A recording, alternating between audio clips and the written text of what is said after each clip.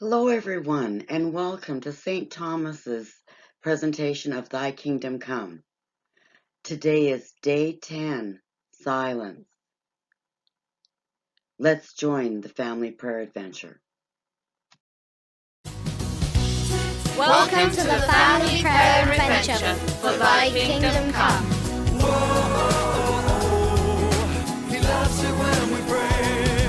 Hello! Welcome to our Prayer Adventure podcast. We're now on day 10. Every day of Thy Kingdom Come, we've been starting our episodes with a game of Guess the Sound. So can you listen to this mystery noise and try and guess what the sound is? Ha! You pulled a tricky one there. The answer was, of course, silence. You couldn't actually hear anything. We live in a very noisy world, don't we? And sometimes it feels a bit odd to hear nothing for a few moments. Yeah, it can feel strange, but actually it can also be really helpful to be still and quiet for a moment. We're going to hear a story today where one Bible character met God in the sound of sheer silence. So we asked some friends what they liked about silence. Silence can be peaceful. That sometimes if you've had a hard time, it can cool you down and make you feel a bit more relaxed. And if you're sleeping, silence can help you go to sleep. It makes it easier to think because I can concentrate and think about something that I want to think about. Mm-hmm. Thanks for those thoughts, guys. We're going to turn to our Bible story now, based on 1 Kings chapter 19. Sarah's going to give you some actions as she reads the story.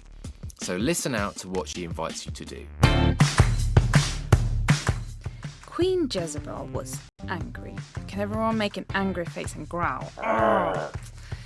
She sent a message to Elijah the prophet.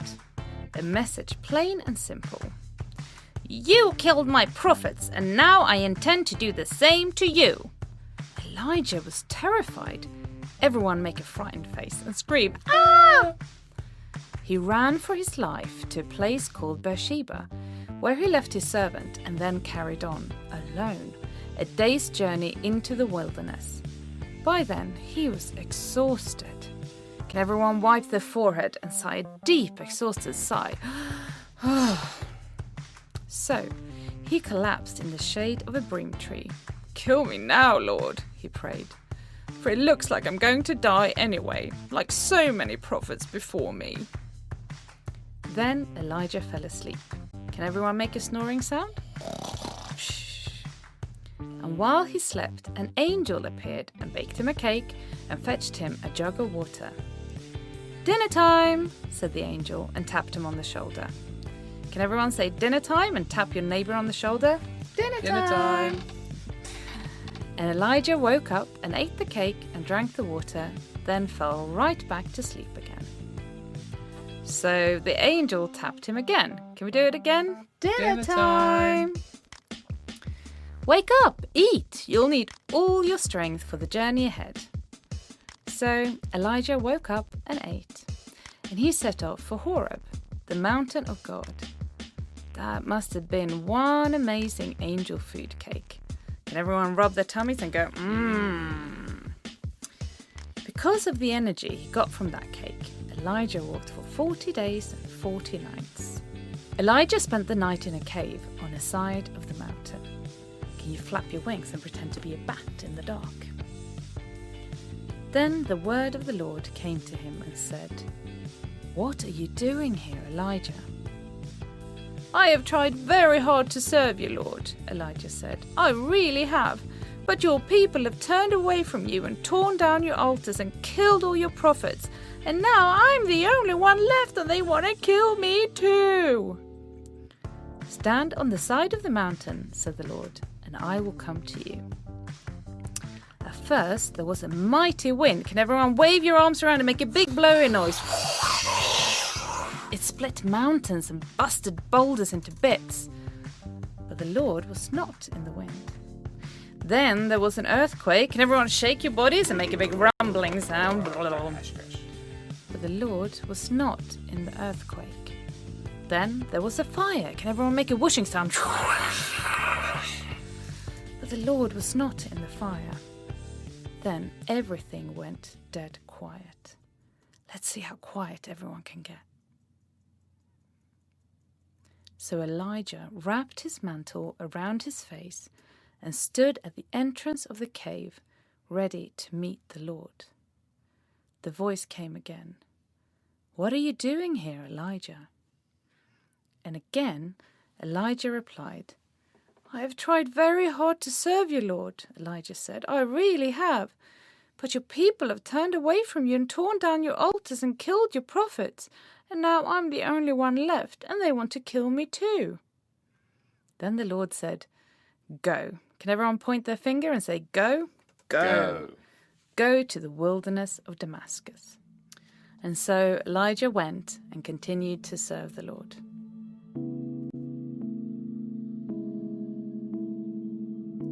We're going to use some silence today to help us pray. Being silent means stopping talking, but it doesn't stop us moving our bodies. So I'm going to invite you to move your bodies into a few different postures to help you silence your words and focus on God. So are you sitting in a comfortable way? The first way we can pray is by balling our hands into fists on our lap and holding them tight. You got that?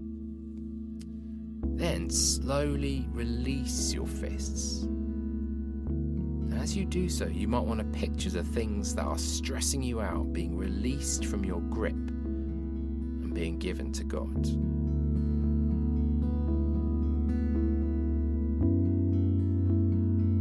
By now, your hands should be open on your lap. And in this posture, we can receive God's love and peace afresh. You might find it helpful to take a nice deep breath in, as if you're breathing in God's love.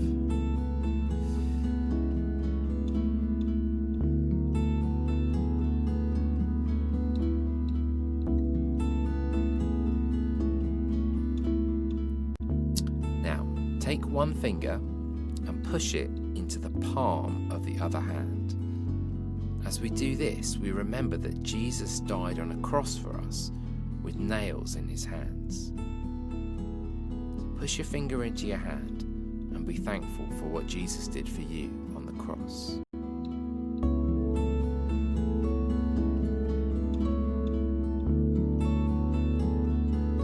If you've decided 5 people to pray for on day 1, now it's time to hold each finger in turn and lift that up as a symbol of lifting your 5 people to God.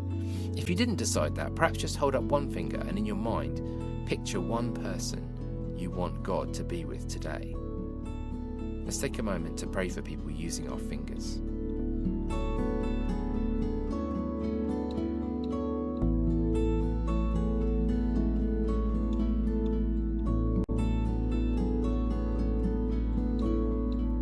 Okay, finally, take your hands and hold them behind your ears. This is a symbol of wanting to hear from God. Take a moment to listen in the quiet for anything God might say to you. He'll never say anything mean or hurtful to you, so you don't need to worry. Just be open to any impressions or words or pictures you might feel as you sit with God.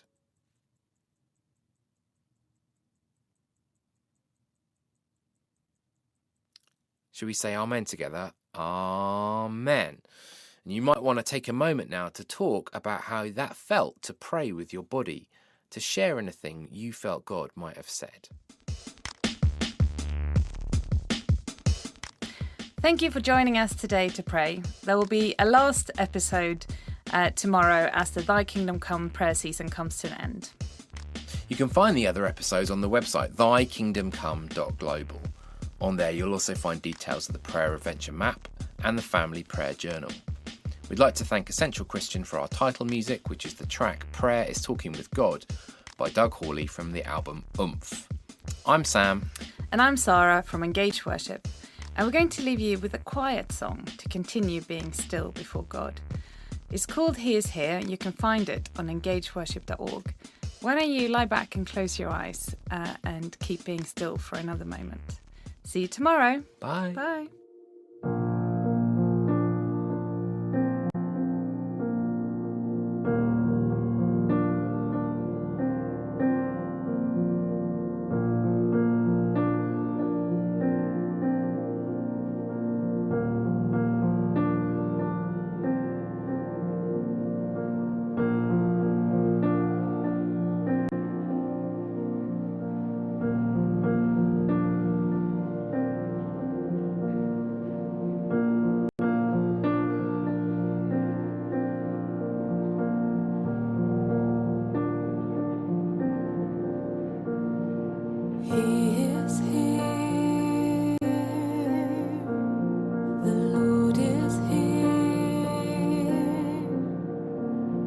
He is with us.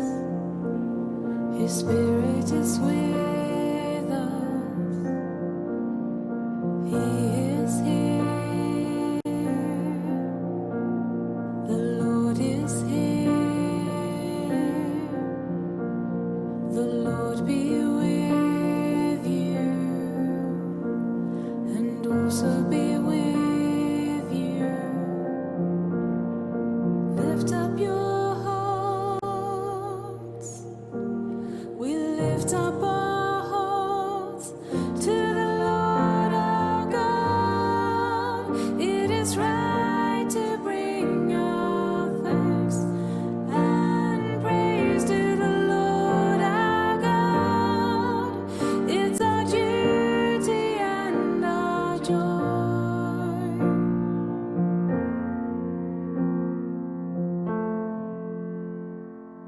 He is here. The Lord is here. The Lord be with you, and also be